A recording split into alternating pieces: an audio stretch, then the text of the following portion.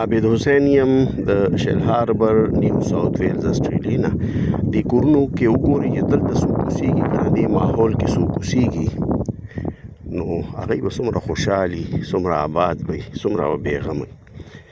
غوسه به هغوی نه ورځي، ډپریشن کې به هغوی نه وي، صحتمند به وي، صحتمند اکټیویټیز به کوي او دومره صفایه کې ګوره اسلام وایي چې صفایي که نه، صفایي نصف ایمان اکثر ځایونو کې لیکلي، خو زما په خیال اصل کې دا دی چې صفایي د ایمان حصه ده.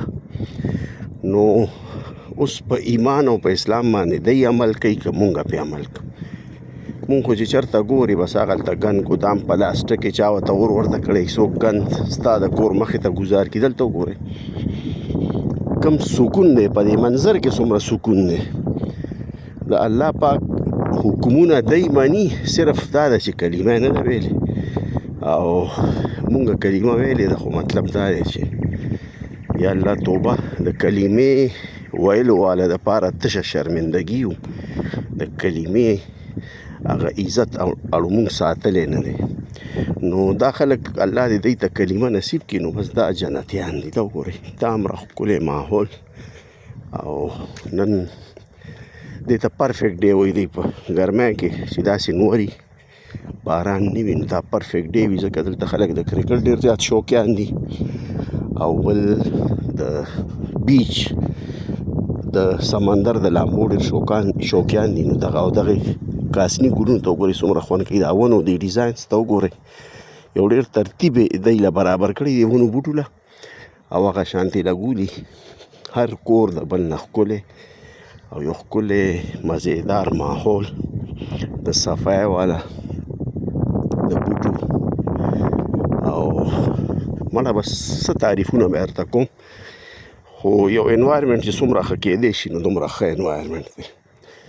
زموږ دپاره خو داسې دی لکه چې خواب و خیال والا هغه جنت به څنګه وي. نو جنت په همدې سره لږ بږ داسې وي، نو نور خو لکه زموږ عقل خو ډېر محدود دی، خو بهرحال دا وګورئ دا زموږ خوب کې ښایي د یو کورم دیوال نشته، ښه ده دا دیوالونه ورکړي دي، خو دا دیوالونه ځکه ورکړي دغلته سویمینګ پول نو دی صرف پرایویسي دپاره کړي، نور څه حفاظت دپاره د دیوال ضرورت نشته، حفاظت دپاره قانون کافي دی. دا وګورئ دغه دیوالونه دي، ښه ماشوم هم ترې ټوپ والی شي، ورختېره ټوپ هم ترې والی شي. دا وګوره او د شیشې دروازې دي، دا چا چې څوک وله ورکړي ماتېږي، خو څوک ورله څوک نشي ورکولی شي. دا محله ختمه شوه او دا دی اوس د دې خوا دې پارک طرف ته ورغلم.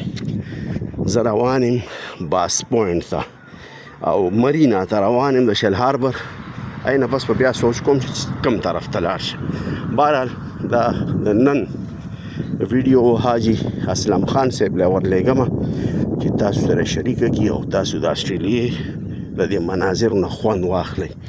خو حاجي اسلم ته مې وی پښتانه د مناظرو نه او د فطرت نه خوند نه اخلي، هغوی بس جینۍ ورته څه وایي د هغې نه خوند اخلي، چا ورته ګډا کوي یا خبرې کوي یا څه ګډې وډې وایي، دی هغې ته ډېر زیات خوشحالېږي او نور په مناظرو نه دي. الله یې خوشحال که، الله یې په روزګار که او الله وله ښکلې مزېدارې ورځې ورکړه چې د دې ژوند په خوند پېښ شي.